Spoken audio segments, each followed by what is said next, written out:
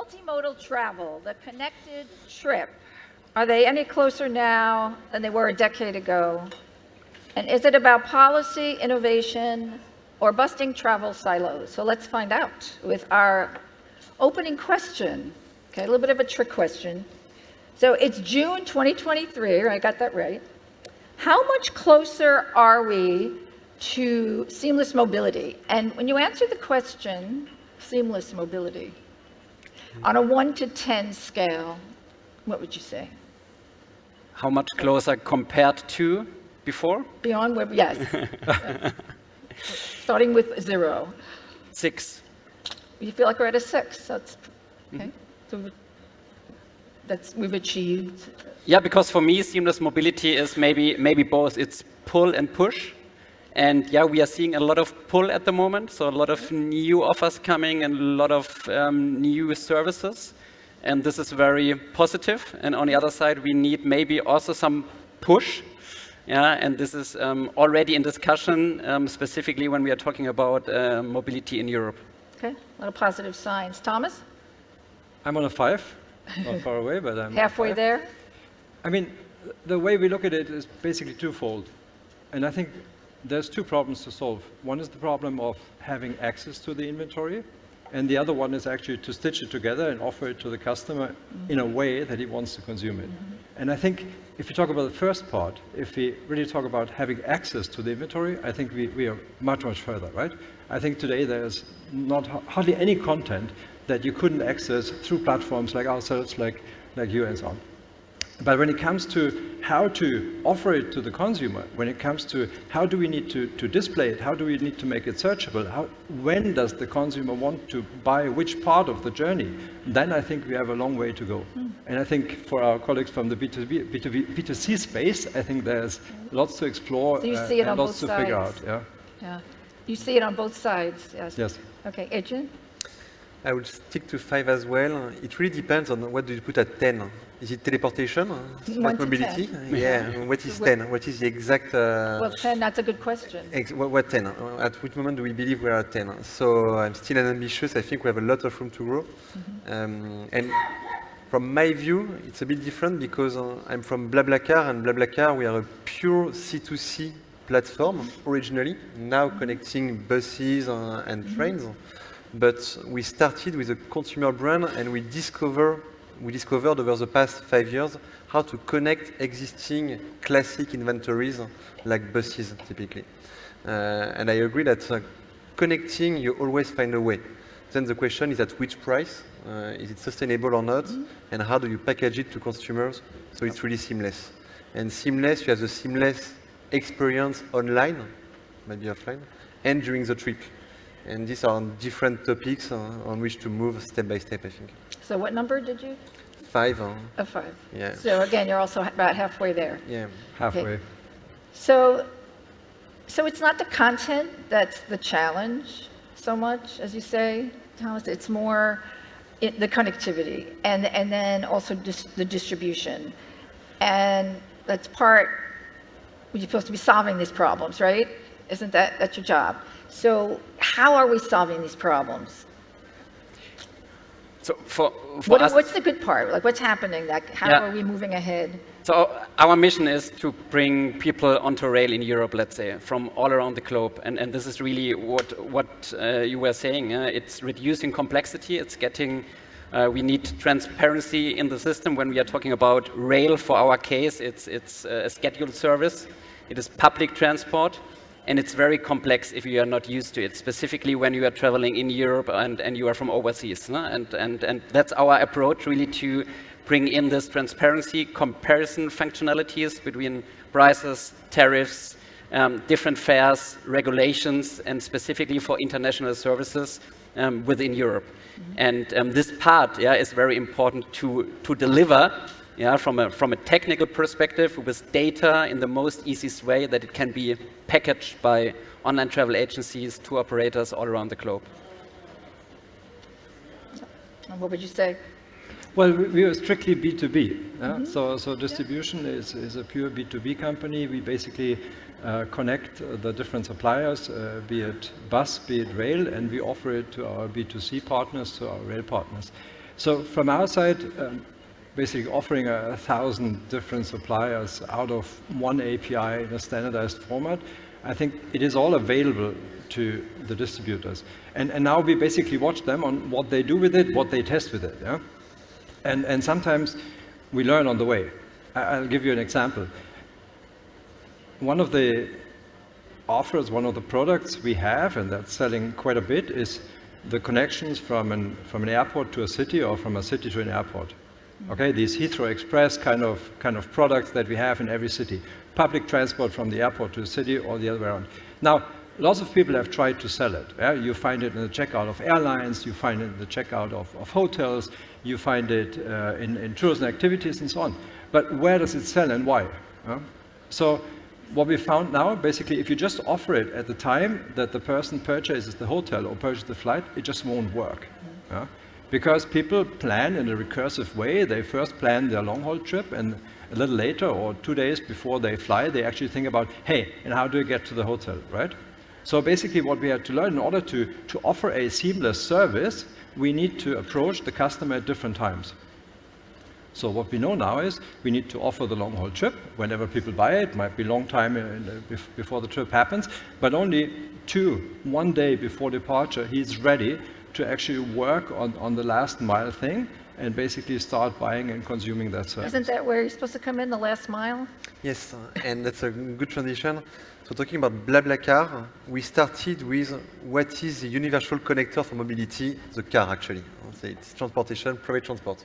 Historically, we started by trying to turn what is a private transportation mean cars into a shared one. So we created a network of cars, and there are some impressive data. If we look at Spain, last year in Spain, 85% of the cities and towns were connected with a BlaBlaCar. But I take into account all, including the small villages. And for more than 600 of them, it was less than 100 inhabitants. So you connect everything with car. And what we do, we started with carpooling. This type of transport is not always the most efficient for some type of trip, when you have buses, trains. So what we're doing at the moment, it's putting in parallel the different type of transport. So you have carpooling, you have buses, we are working on train. When we have that, we observe what people do, as you mentioned, what they are looking for, what they try to do, and at this moment, we will connect one leg with another. And the vision of what we want to build is really the main trip being done with a bus or a train, very likely, and then the last 20, 30, 40, 50 kilometers being done with a car. So turning all what already exists as private transport network into something shared and usable by everyone. But here, again, as I mentioned, we start from something very C2C, a consumer brand. We are adding professional supplies, which was new 5 years ago. Now it's already a significant share of our passengers. More than 25–30% are already traveling with buses at BlaBlaCar. And after that, we will connect one after one and the other. Okay. So how do you all work together? Are there any, there's no competitors? Yeah. Are you? No. Not at all, I would say, not at all. Because, when we are talking from my point of view about seamless mobility, it's very much related to mobility transition at the end. And it's related to how we can use sustainable mobility. And it comes really to the point that it gets that easy like we would drive in our private owned car. And this is very much related to convenience. And if we see, and we do surveys regularly, what are the criteria for choosing a rail service, you find sustainability on number 8. So we do have a huge, let's say, attitude-action gap today. So the number 1, 2, 3 is safety and price and convenience. And what brings us together is exactly the convenience part from my point of view, to make it easy, to really have the possibility to deliver the complete inventory, mobility inventory, not only rail, additional services like buses for us, for example, in the most easiest way. Because otherwise, the customers, and mainly related to overseas ones traveling through Europe on packages, they will always decide for other modes of transport, and we are not coming to this, to this need of mobility transition. Right. So you mentioned sustainability, and France is taking the lead on banning air travel, short hops, about 2.5 hours. It's good for you. Are other markets going to follow? Do you think? Yeah. Well, I think, Thomas? is the measure a good one? I think it's hugely symbolic, no? I think if you look at the true impact of what it does, it's purely symbolic, yeah? And You do. And do we like to see it? Yes, I think we like to see it because it points out which direction governments wants to go, and it points in the right direction. Yeah? Is it the way we want it to be done? No, it isn't. We don't want the governments to tell us which mode of transport to take, or tell our consumers which modes of transport to take. We think we are in the industry to make it convenient, yeah? And we see the role of the government by basically unleashing competition on the routes, building tracks that are fast enough to really build competitive services. And I think that's their role. And if they fulfill that role, then we're just going to offer better services, and that's what we want, and not just tell people what to do. But you disagree, right? You disagree? You might not luckily, we are not a rail operator. We are only the platform in between. Yeah. But yeah, Thomas had absolutely. I absolutely agree to his statement because, of course, I guess other countries will follow. Yes, but this is exactly the push part. What I tried to point out in the beginning, and I do not know if we need it because it's related how convenient and how broad the pull part is. And I'm definitely a fan of the pull part. I understand. And Adrien, you wanted to comment? I agree that it's very symbolic what has been done in France, but it's a first step. At least the first country really doing it with a ban. And I agree that when you have competition and great offers, people follow. What we really observe on BlaBlaCar is when you have a better offer for a given route or given axis, they move there and then they come back. But they arbitrate on a trip-by-trip basis. That's my big learning for passenger on the long distance trip we are doing. So what we say long distance, it's just half a day of travel, 2, 3, 4 hours. It's not across the ocean. They always arbitrate and look for what's best. There is not a huge loyalty or stickiness to one transportation mean, and they can change and evolve when there is good offers, basically. Okay. And going back to your question on how we work together, I think it's interesting. For us, we have a big audience of people that have a need to travel. So they come to BlaBlaCar. Why? Because they know there is a great value for money. The promise of BlaBlaCar is you're going to think something convenient and affordable.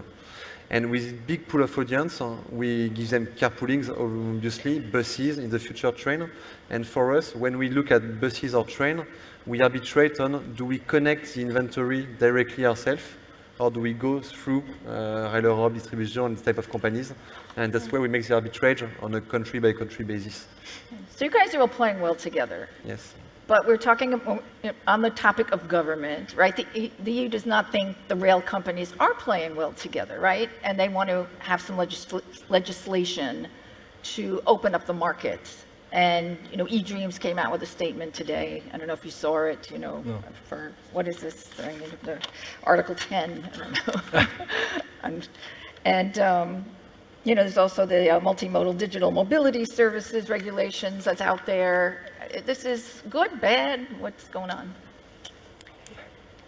It's very much... Again, it's from your perspective, of course. From our point of view, it's very much steered still on a very national focus and domestic focus. And this is, of course, related to regulations. Right. And the rail sector is very much related to state-owned carriers. So when we are looking at the rail potential or the rail market in Europe, we are talking about around a 60 billion euro market a year. And 55 billion are held by the carriers or are sold by the carriers in terms of tickets. So when you're talking with us, we are the third parties, so at least both of us, and BlaBlaCar is offering, let's say, an additional target group. So yes, I would say, there is very much we need to, let's say, deregulate in a way in terms of being more even more customer-centric and more competitive to other modes of transport, because otherwise we will not have any chance in Europe, because everything is so connected that we need to bring this at least I'm talking for the rail industry on the next level, on a European level. Otherwise, it won't work, yeah, for the goals we have in mind for the mobility transition again. Huh? So the legislation you support or don't support, or? I'm again half-half, because I mean, you know, I think accessing ground transportation is something we've solved. Yeah? We're providing 1,000 carriers, they are consumed by all different parties. I think more and more carrier content becomes commodity. It's just available on different platforms, and you choose by technology, you choose by commercial. That being said, I believe the government with I think it's a dual target what they have. One is standardizing, and the other one is allowing access and enforcing access. Yeah?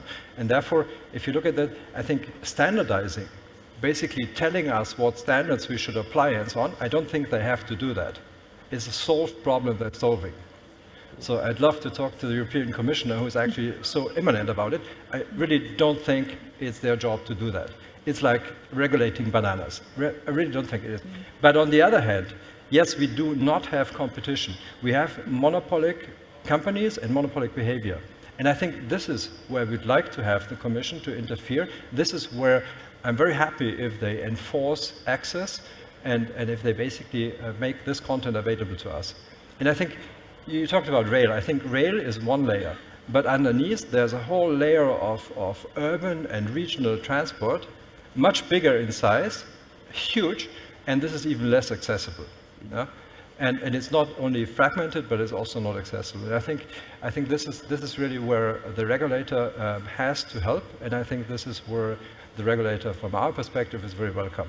And maybe if I can add one example, because it's a very good example. If you just go downstairs to the train station and you see what, let's say, opening the markets lead to. No? So you have 3 departures from Barcelona to Madrid within 30 minutes by rail from 3 different operators. Yes. Yeah, with different service standards, with different prices, and so on. And this is lovely to see, yeah? How competition can really work. Yeah, also on rail. Yeah, to bring more offer, but to bring also different offers. Yeah, on the same routing. So I'm really appreciate that to see.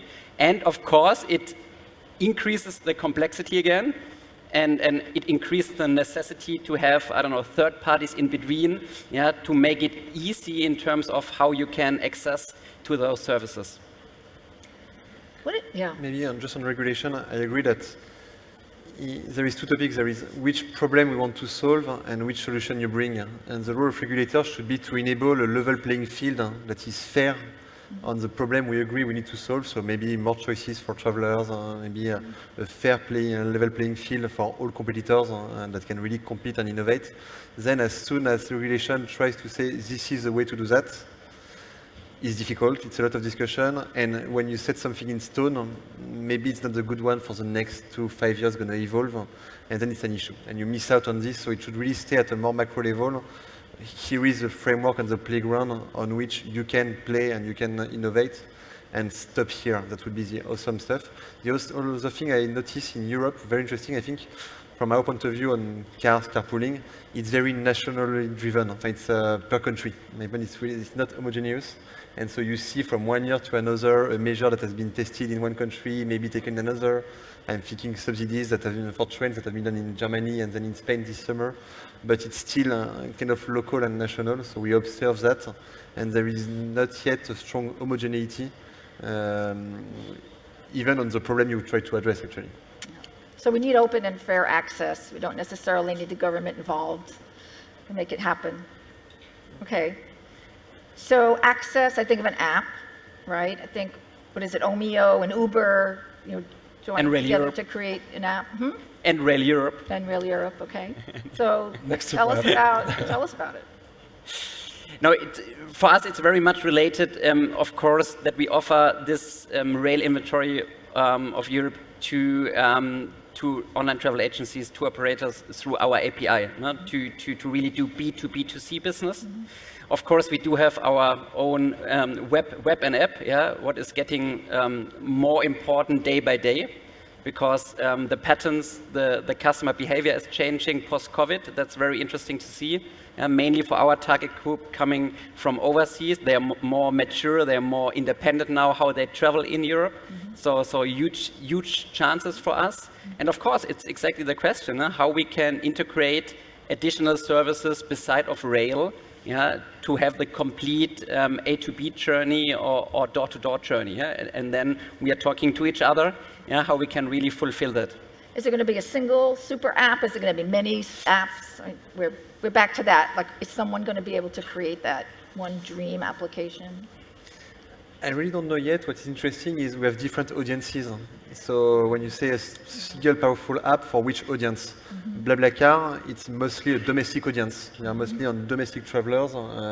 We don't see that many people traveling from overseas using BlaBlaCar. It's really very different type of audience and very different need that we need to fulfill. So I don't know yet if it's going to be one single or several. What I see from France, you have more and more at the moment local applications for local transports, actually, so local mass. Some are working well, some struggle to take off. We still need a couple of, I guess, years to see the dust settle and see what is working well or not. I mean, we serve 150 retailers, and obviously we're happy for all of them to succeed. But I think what we observe is Europe is hugely heterogeneous. And if in some parts of the world, some super apps have been able to gather huge momentum and potentially have the chance to monopolize or be one or two players dominating the market, we don't think it's that easy in Europe. I think it's sort of heterogeneous. As you say, it's different from a national or international perspective. It's different user groups, it's different times. We believe there is space for a lot of players to make their mark and serve their customers the way they want it. Bobby Healy showed us drones today. How far are we from air taxis? And we have helicopter and... Not far, but very far for really a transport mode for everyone. And this is maybe very interesting or important to have in mind. Of course, it's from a technical perspective, it's very, very close. But for substitute any kind of transport, mode of transport we are used to, no. Okay. So final question, as we're going to be running out of time.